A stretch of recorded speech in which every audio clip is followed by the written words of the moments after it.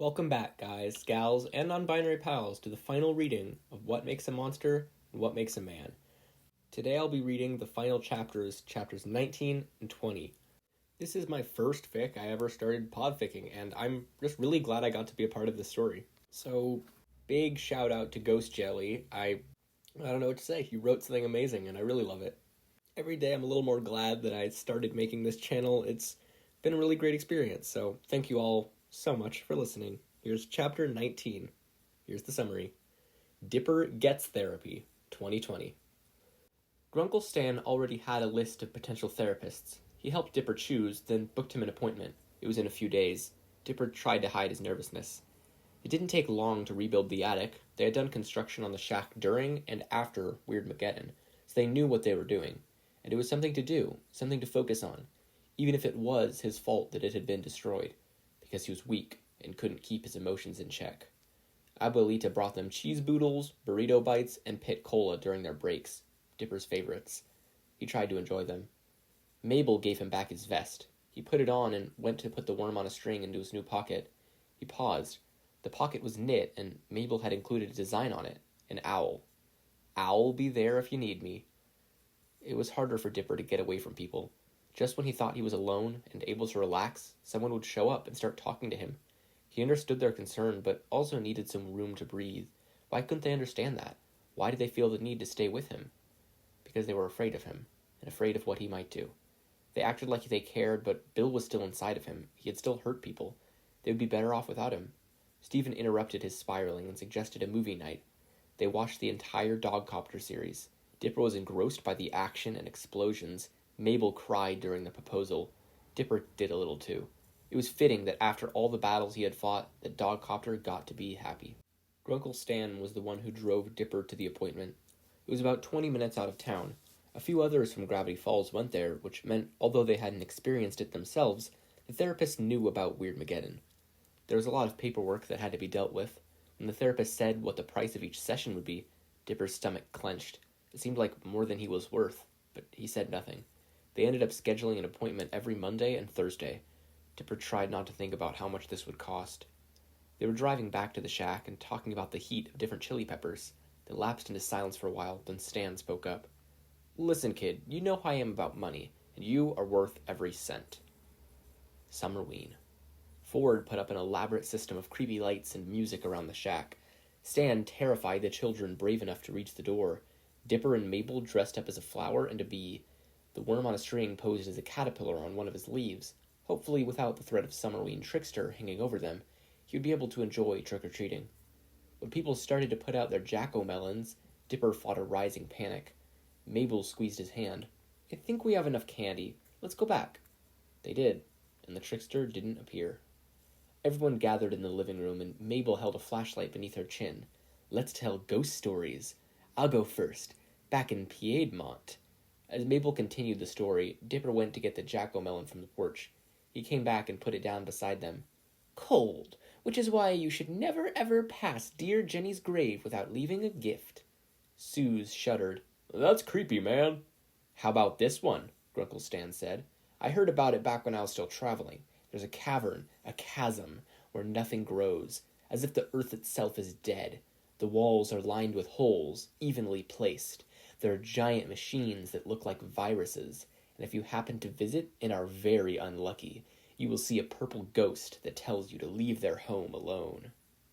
Stephen started to laugh. "If luck has to do with seeing that ghost, then I have none. She helped raise me." Mabel leapt off the ground. "You were raised by ghosts?" "No, but that place sounds like kindergarten, where Amethyst was made. She goes back to visit sometimes." "Well, that's disappointing. Does Beach City have any good ghost stories?" They continued to tell stories, and then watched a horror movie. It was well past midnight when they went to bed. Dipper kept the jack-o'-melon lit all night, just in case. It was a few sessions before he started to open up about what he had been through. Once he started, it was easier to talk, and the worm on a string was pressing into his palm the entire time, a point to focus on and keep him from being lost in the memories. When his therapist said he probably had PTSD, it felt like a dream. They explained the symptoms, and it was like everything fell into place. It seemed like such an extreme description, but it also felt right. It was strange to have a word to describe what he was going through. It was liberating. Great Uncle Ford managed to find a copy of Diggity Dungeons and all that. The art style and premise were different from the version they used to play, but perhaps that was the point. They managed to set up a game and got everyone involved. Waddles won. Stephen introduced Dipper to Sadie and Shep's music. It was different from Baba, but he liked it anyways. It was simple, but powerful. Maybe one day he would be able to start looking forward. They were out shopping, and everything was loud, loud, loud. And the lights were too bright, and he just needed out, and he couldn't breathe. He pulled out his worm on a string, and it wove through his fingers. "Look at this loser playing with a dumb toy." Dipper had no idea who the person speaking was, but it didn't matter. They were right. Dipper was dumb and useless and a waste of effort. Mabel punched the person and led Dipper to the car. Soos took them out for ice cream. Life at the Mystery Shack fell into a rhythm. Joking, laughing, enjoying themselves. At one point, Dipper caught Wendy staring at him. "Is everything okay? This is the most I've seen you smile this summer, man." Dipper froze. He had been smiling and hadn't even noticed. It felt like forever since it didn't hurt to smile. Having his mouth turned upside down made his muscles ache. But they didn't hurt now. He was starting to smile naturally again. He was getting better. Dipper didn't fully feel comfortable, not yet, but he did feel at home, and that was enough for now. And that's the end of chapter 19. I'll go straight on into chapter 20. Here's the summary. It's over, isn't it? What other people have gone through doesn't take away from your trauma. But it was my fault. I caused people to be hurt. I hurt people. Everything that happened with Bill was my fault. What makes it your fault? If I had been better, then it wouldn't have happened. If I hadn't confronted Bill, the journals would still be here. If I could have stopped Mabel from running off with the rift, then Weirdmageddon would never have happened. If I hadn't been so desperate for answers, I wouldn't have let Bill possess me, and he wouldn't still be alive in my head. Your Uncle Ford couldn't have built a portal, but Bill manipulated him into doing that. And Bill manipulated you. That's different. How? Because it's me. Why should you be held to a different standard? Dipper didn't know how to respond to that. He thought about it the entire drive back to the Mystery Shack. How could it be his fault and not anyone else's? It couldn't. Dipper and Mabel were hanging out in the Mystery Shack gift shop with Stephen and Wendy. Soos came in from outside. Stephen turned towards him. "Could I have tomorrow off?" "Sure, dude. What for?" "I'm gonna go try and go back to Beach City for my birthday." "Birthday? Why is this the first I'm hearing of this?" Mabel was indignant. Stephen shrugged. "Guess I forgot to mention it?" "How are you gonna go back to Beach City?" "Yeah, man, aren't you trapped here?" "I think we found a way out. Connie and Lion will teleport just outside of Gravity Falls' bubble. I'll bubble myself, and Connie will send it to Beach City. We're not sure if I end up back at the temple or at her house, but it should be fine either way. Then Connie and Lion teleport back. I spend the day, and Lion teleports me back after." "Sounds good. Let me know if you're going to be late getting back." A group of kids were surrounding one of the statues. Stephen excused himself to go talk with them. Mabel grinned. "We are so throwing a huge surprise party for him when he gets back." "Surprise!" Stephen flinched just slightly. Of course he would be startled by a surprise party. He had every reason to fear loud noises and being startled. It probably meant he was going to be attacked, and Dipper hadn't realized. He should have realized, should have stopped Mabel, should have warned Stephen so he knew it was coming. But Stephen was smiling now, and he didn't look hurt. He seemed happy. Dipper could have interfered, but he didn't, and everyone was happy, and there had been no damage. It was the last week of summer. Dipper was helping Mabel plan their birthday party. It had been a year since Weirdmageddon. The citizens of Gravity Falls were on edge. Most of them were staying inside their homes. Because they'd been hurt by Weirdmageddon. Because they'd been hurt by Dipper. No, because they'd been hurt by Bill. Mabel, Dipper, and Stephen are watching Detective reruns and eating lunch. Their birthday was tomorrow. Summer was over. Dipper had managed to organize video chat sessions with his therapist for when he was back in California. They were almost finished packing. Everything was ending. Commercial break started, and Stephen spoke up. "So I guess you two are leaving soon." "Yeah, but we'll be back next summer." Mabel scratched Waddles behind the ear. "What are you going to do?" "I figured I would stay till the end of my tourism season. Then I'll probably start up on the road again. I could swing by and see you guys while I'm in the area, finish the tour of all the states, and then... who knows?" Everyone was moving forward with their lives. Last he had heard, the Grunkles were discussing sailing the Stano War II across the country as best they could, using a trailer when necessary, and meeting up with Stephen in Beach City, but no plans had been finalized. He and Mabel were going back to California, where things were normal and things were wrong. The past year had been difficult, and Dipper didn't know how leaving Gravity Falls was going to affect his mental state. Maybe getting away would be good for him, or maybe he would get worse. Dipper could feel himself starting to spiral. The worm on a string was running through his fingers, comforting him. He managed to work himself down from a panic to unease. Mabel elbowed him. He looked up at the television. His favorite episode was starting. He watched it and tried to ignore his fears. It was Dipper and Mabel's last night in Gravity Falls. They were illegally setting off fireworks, some stolen and some of Great Uncle Ford's own creation. Grunkle Stan was wearing his new Goodbye Grunkle Stan sweater over top of his old one. Great Uncle Ford was trying to keep him hydrated. Dipper looked at the scene before him, trying to sear it into his memories. Mabel was lighting another firework. Waddles was racing around, the worm on a string perched on his head. Soos was frying up some burgers. Stan and Ford were bickering about heat stroke. Abuelita was watching the chaos from her rocking chair. Dipper smiled. "Time to eat, dudes." Dipper and Mabel got on the bus and waved goodbye. He had known he needed to address the demon plaguing his mind eventually, and he felt ready. He was sitting on his bed, his parents were downstairs doing something.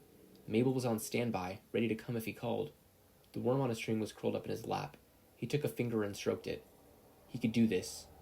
Dipper shut his eyes and thought about his irrational behavior. No, rational. He thought about his behavior that had been shaped by his trauma. The panic attacks, the flinching, the mood swings and distrust, the sense of unease that he would feel for no obvious reason. "Bill, I need to talk to you." Dipper didn't know if this would work, if he really wanted it to, but he needed to face the demon. "Hey, Pine Tree." Dipper wasn't ready for this. Calling on Bill was a mistake. "How's it going? How's therapy? Can't be making much progress if you want to talk to me." Dipper opened an eye for a moment to make sure Bill wasn't in the room. He was not. This was a conversation taking place in his mind. "I don't want to talk with you. I'm going to talk, and you are going to listen, because I'm done letting you haunt me." Bill laughed. "You can't stop me. Don't you get it, Pine Tree? No matter what you do, there will always be a demon inside of you, waiting to come out. One day you'll realize this and give me control. And then you'll be free." It would be a lie to say you only have as much control as I give you, because if it were up to me, you would have no control. But you do. You make me panic and hate myself, and I can't stop you. "Now you're getting it, so why resist? Just give in. I don't have to be inside of you. You could get rid of me. All you have to do is make a deal. Free me and help me tear everything to the ground. I'm stuck with you, and that's okay." "Okay? Then it's a deal." Dipper flinched. "No, this isn't a partnership of forgiveness or friendship or anything like that. This is me being ready to move forward. This is acceptance. You hurt me, and you'll always be a part of who I am. I'll have to deal with you for the rest of my life, but that's okay. I can still be Dipper, still be myself, with you inside my head." Bill didn't reply. Dipper opened his eyes and looked around the room. Nothing about it had changed, but he felt refreshed. The worm on a string looked up to him. Dipper picked it up in his palm and held it up. It nuzzled his face. Dipper's phone buzzed, a text from Steven saying he should arrive within the hour and asking where they wanted to meet up. Dipper replied and got to his feet. He wasn't the Dipper Pines he used to be. He had changed, and he had suffered, and he had survived. A year ago, Dipper wouldn't have been able to imagine feeling this content. He had been focusing on getting through the day, but he was ready to look forward and see what the future held. There were endless possibilities, and not all of them were bad. A lot of them were good. And that's the end of chapter 20 and the entire fic. I can't overstate how much I liked this story. It was genuinely the first story I thought of when I was trying to figure out what I wanted to podfic. So I really gotta thank Ghost Jelly for letting me do this whole thing. Just a couple things before I end this. Firstly, I would like to point out a little detail that only one of you noticed, which is that the cover art for this has a little detail that was mentioned in chapter 1, where Dipper was looking at Steven's shirt and mentions, the triangles on the shirt, they look like Bill. Look really closely at the triangles on Steven's shirt. Yeah, that was there the whole time. So, just so you know. Secondly, I really want to say, I love how the author uses the song Love Like You as the chapter titles. I forgot to say the chapter titles half the time, especially when it was Being, because I think the chapter was titled Being a good 6 or 7 times, so I didn't end up repeating that. But yeah, anyways, just thank you all so much for listening. This has been a great experience. So for the last time, that won't be the last time, patch out.